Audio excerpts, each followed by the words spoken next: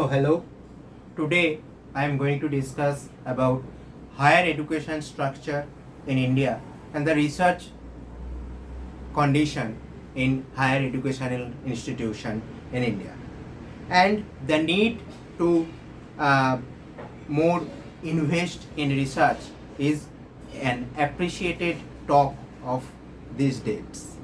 So today I am going to discuss about the research conditions and what the higher academic institutions should do, and I have to show some data to you also about the conditions of higher educational institutions also, which I have collected from All India Survey of Higher Education report of 2021 and 2019-20 also.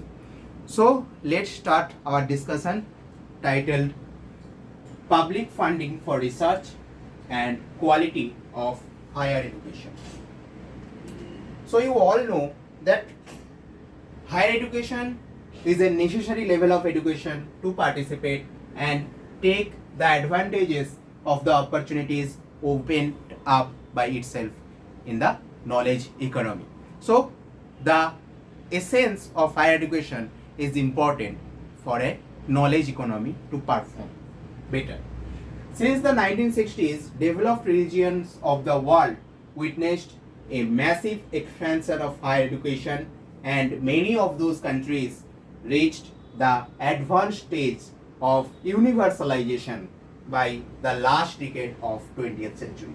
So higher education is today is much more globalized. Means you can find that today's student in these days, students from India, students from China, or students from South Asian countries are going to take the course or take higher education from the universities of USA, like University of California, Massachusetts, all those things, all those high esteemed universities.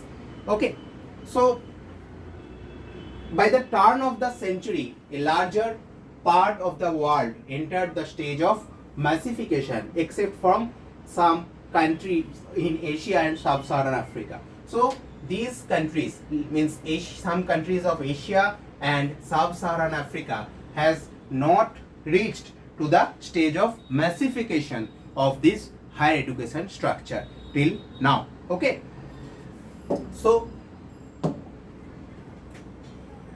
during the first decade of 21st century, India also entered a stage of massification of higher education. Means higher education is spread or is spreaded across, spreaded among the masses of Indian population after this time. According to the All India Survey of Higher Education report 2018-19, the gross enrollment ratio in India stood at 26.3%, with 37 million students enrolled in close to 993 university, 40,000 colleges and 10,725 standalone institutions, according to Ministry of Human Resource and Development 2019 report. Okay, so it's a concern that the gross enrollment ratio in higher education in India stands below the developed countries even today, and it is lower than the world average also. For instance, in 2013, while the gross enrollment ratio in India was 21.1%, or gross enrollment ratio was 21.1% in 2013, that for the world, that is North America and Western Europe and Central and Eastern Europe, was more than 30%, even 70% or more than that respectively. As previous education policies were not in favor of the expansion of higher education, means they did not favor so much expansion of higher education according to some report. Okay, but the proposal of NEP, that is National Education Policy of 2020 to expand higher education to a reach of gross enrollment ratio up to 50% by 2035 is a good move. in this direction and can be seen as a major deviation from the past policy. But currently, private sector is a major player. Private sector is a major player in higher education, in providing higher education in India, and around 78% of the colleges are in private sector in India. So they are contributing 66% of the enrollment or gross enrollment ratio according to Ministry of Human Resource and Development in 2019. So persisting social inequalities and widening regional and income inequalities in accessing higher education are major hindrance for the for envisaging an inclusive system of higher education. So there are both regional and income inequalities of the access of higher education. So it is also a hindrance to an inclusive society in the future. While the advantaged strata largely occupy the elite institutions and most sought after subjects such as engineering, such as medicine, that is medical, such as management, but the larger share of disadvantaged students or those who are coming from a not so much wealthier family, they are enrolling in the arts, sciences. Arts means humanities, social sciences, disciplines of non-elite public universities and affiliated colleges. This has serious implications on inclusive growth. Means inclusive growth means you have to target all. Means an inclusive society means the society which is benefiting all irrespective of caste, class, gender or income criteria or all these things. Okay. Despite this commendable growth in overall enrollment, the share of students enrolled in PhD programs is low in India. The total number of students enrolled in research degrees programs such as PhDs, MPhil and integrated PhD is 2,03,742, which is equivalent to only 0.55% or 0.54% of the total enrollment. Okay, so 0.54% of the total enrollment in the higher education is going for PhD, going for doctoral studies. Okay, that is a major crisis of the moment, you can say. In 2018-19, the total number of PhDs awarded is too much low. Look at the number, that is 40,000 to 41,000 almost. The share of student enrollment in PhD programs in science, engineering, technology and social sciences, languages and medicine are 26%, 24.8%, 9.9%, 6.7% and 4% respectively. So these are data which you if you don't need to remember, if you don't feel need to remember this data, you can also choose not to remember. Poor enrollment in PhD programs is not a favorable condition for developing a strong and vibrant research development system. Okay, research and development system. So it is noteworthy that 97.5% of the PhD enrollment is in universities, particularly in public universities. As a recent research study notes that private universities have yet to establish their presence in the area of doctoral programs. In 2018, only 13% of the doctoral studies were carried out in the private universities. In other words, despite the inexorable presence of the private players in higher education, public universities make the most significant contribution in the developing the pool of researchers in India. Okay, so public universities have a significant contribution, but look at the data. Looking at the data, it seems that we are ignoring the funding mechanism of the public universities. Okay. So let's look at the regional inequalities. So the largest concentration of the best universities in India is in South India. Their leading 6 states and duties account for an overwhelming 44% of the top 100 universities. Similarly, largest concentration of the top research institutions is in Tamil Nadu, Karnataka, Maharashtra, Delhi and UP. and they together account for close to 2/3 of the top 50 research institutions. Among the colleges, the single largest components and most decentralized of the higher educational institutions, the largest concentration of the best performing ones are in Tamil Nadu 35%, Delhi 32%, Kerala 14%, and West Bengal, that is 8%. And these four states account for 9/10. Look at the share. 9/10 of the best colleges in the country, with two southern states means this Tamil Nadu and Kerala accounting for half of them. Okay, 35% plus 14% if you see the data. Analysis of overall top 100 rankings in the higher education system shows that largest concentration were in Tamil Nadu, Maharashtra, Punjab, UP, and Karnataka, Delhi, and West Bengal. These 7 states, which is just about one fifth of the total 36 states and union territories, accounted for 2/3 of the top 100 institutions. So such a heavily skewed distribution is a major setback. It's a major setback for the efforts of extending quality education across all parts of this country. So I am quoting this data from All India Survey of Higher Education 2020-2021 report. Okay. Next, look at the research in higher education institutions. R&D spending as a share of the gross domestic product is an important indicator of growth of research and innovation. According to the UN Educational, Social and Cultural Organizations, that is UNESCO's UIS report of 2021 Institute of Statistics, India's R&D spending stands at only 0.7% of the GDP. Okay, compared to that of South Africa. South Africa is 0.8% of the GDP, which is spending more than India in case of R&D as the share of their percentage of GDP. Brazil 1.3%, China 2%, US 2.7%, Germany 2.9%, Japan 3.4%, South Korea 4.2%, and look at the number of Israel, 4.3%.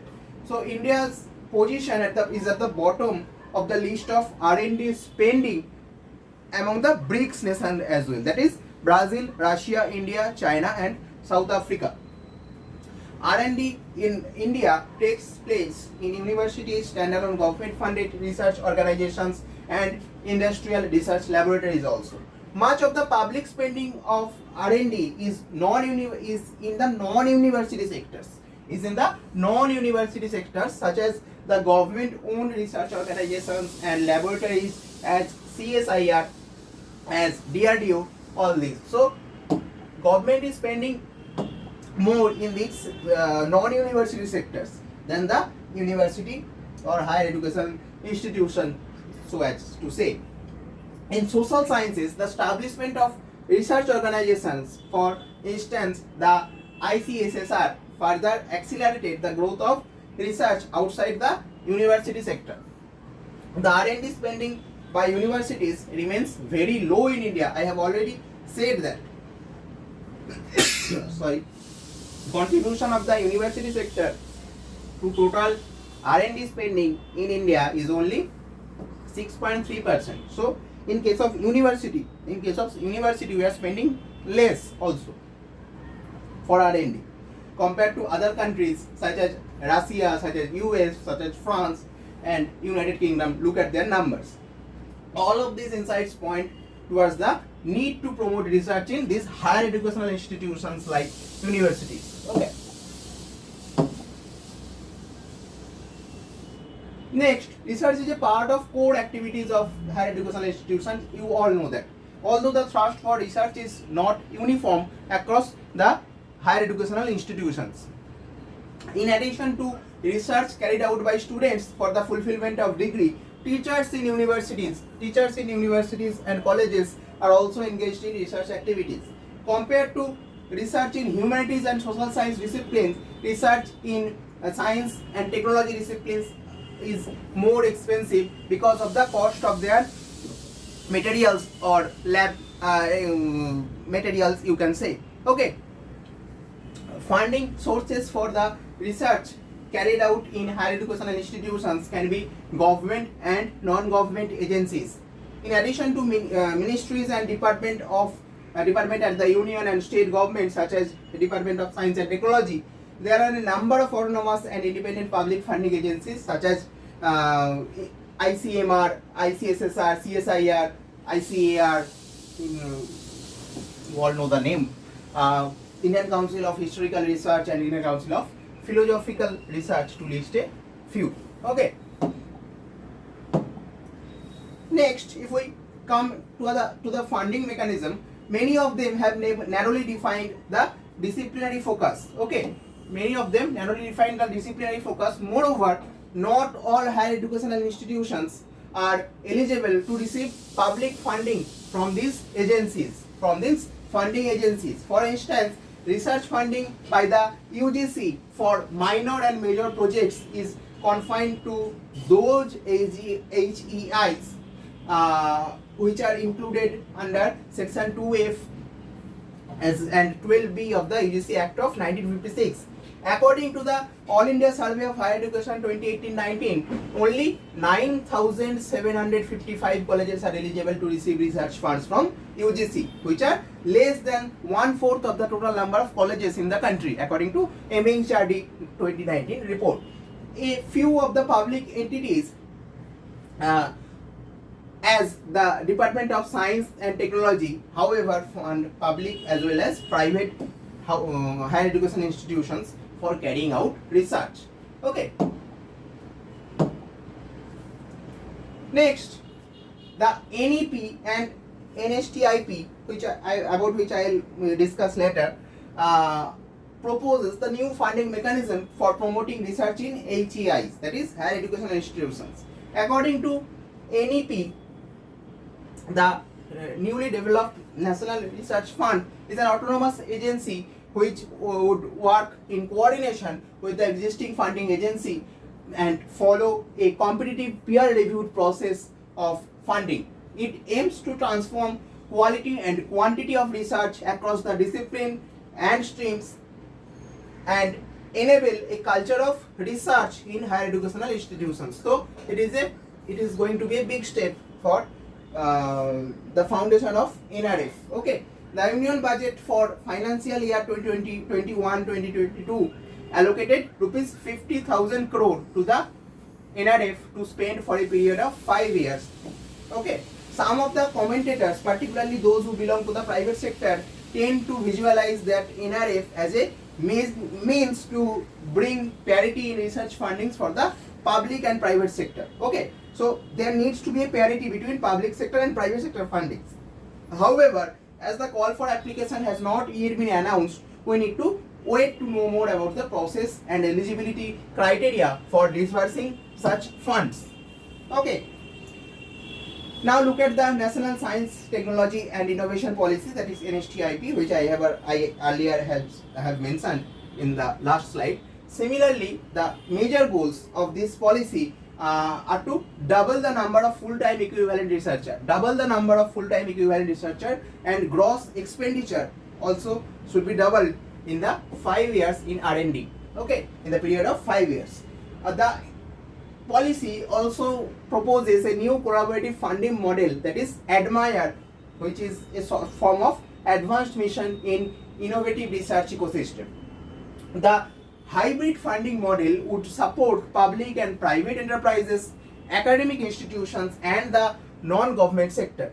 Creation of higher educational research center and collaborative research centers such as joint initiatives of HEIs, R&D institutions and industry sectors are among the other strategies to promote research and innovation in higher educational institutions. Teaching learning centers would also be created in higher educational institutions to provide research-based capacity building for faculty members of HEIs.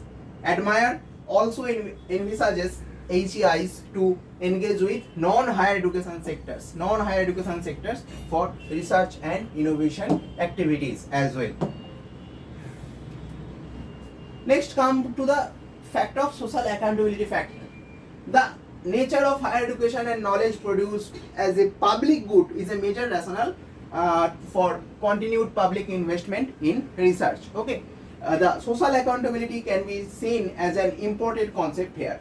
So, what is the definition of accountability? It is the obligation to report to others, to explain, to justify, to answer about how resources have been used and to what effect.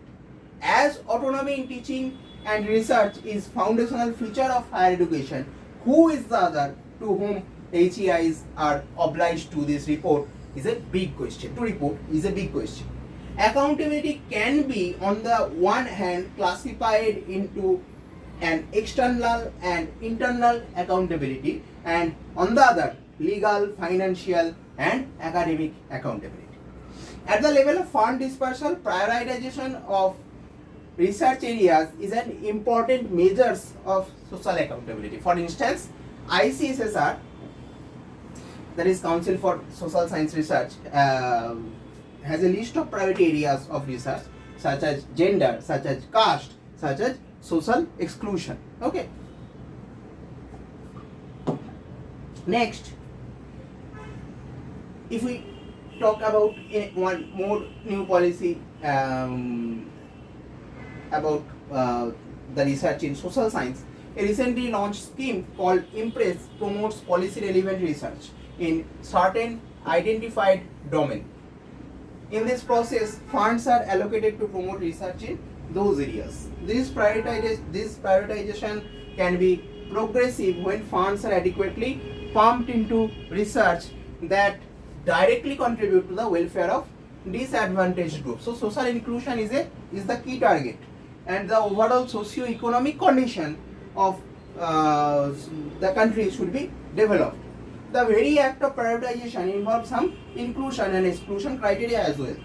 Therefore, negative aspect of prioritization is exclusion of certain domains. Okay, it can also adversely affect the autonomy of researchers to expand their knowledge in the preferred domains. Okay, so there may be lack of autonomy in case of researchers, if we look at the researchers' perspective, to choose their preferred domain. Okay. Next, what is the spillover effect of research funding? Research funding has a major spillover effect on institutions and its clientele. Funding for research projects provides many benefits to these higher educational institutions. In addition to direct financial benefits in form of overhead charges, equipment purchase such as machines and computers and other facilities developed for research would remain as assets for the institutions. Academic benefits from research studies directly contribute to the professional growth of faculty members and thereby student learning. Research would also contribute to ranking and accreditation scores, and thereby academic prestige of HEIs can be improved in this way. This in turn will positively impact students' admission in HEIs. In a nutshell, research funding is attached to it many direct and indirect benefits to the HEIs and the climate of the HEIs. Okay.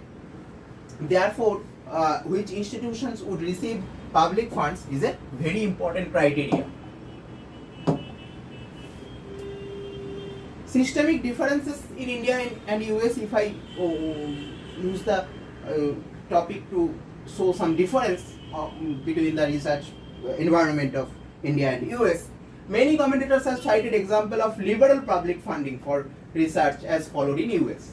In the US, private HEIs are also eligible. Private HEIs are also eligible to receive funding from NSF, that is Independent Federal Agency, an independent federal agency for the promotion of research in science in engineering. In this case, private HEIs are also eligible to receive funding from that. It is very important to note that private institutions in US such as Harvard, such as California Institute of Technology, such as MIT are committed to the policy of equality and diversity in student admissions and faculty requirement and faculty recruitment. Unlike the Indian scenario where the private universities are more obliged to admit the elite classes or to recruit the elite classes, elite people in their institutions. They make effort to ensure that their student and faculty profiles reflect the social diversity also. For instance, according to Forbes, America's Best Employers for Diversity Survey 2020, in the education category, 5 out of 10 employees are private universities.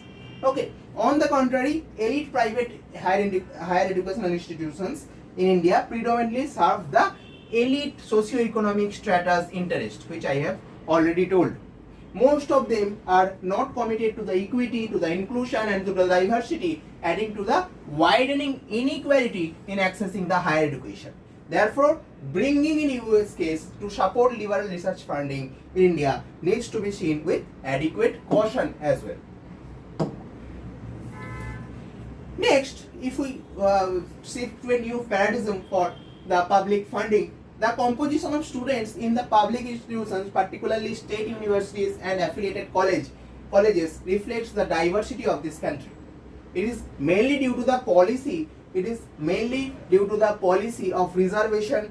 It is mainly due to the policy of reservation followed by the public colleges and universities and other supportive government schemes and programs such as post-matric scholarship, such as stipends and hostel schemes. That's why the inclusion, the inclusivity factor comes in the public universities. Public universities produce a major share of PhDs in India and make substantial contribution to the national research capacity. Against the backdrop of the proposed new funding mechanism for research in higher educational institutions, it is argued that the inclusion of the perspective of equity and diversity in research funding should be an important policy strategy for maintaining the public accountability of the public funding for research. Okay. Moreover, an equity and diversity perspective would enable funding agencies to incentivize those institutions that serve the masses and the deprived section of the society. Perhaps more research-based capacity development may be required to promote research in those institutions admitting students from diverse and underprivileged backgrounds. So, this inclusive factor must come in the funding mechanism as well. Okay, so this was my discussion. I want to end my session here. Thank you for attending the session. Stay mentally and physically fit. I'll meet you soon in the next session. Bye bye.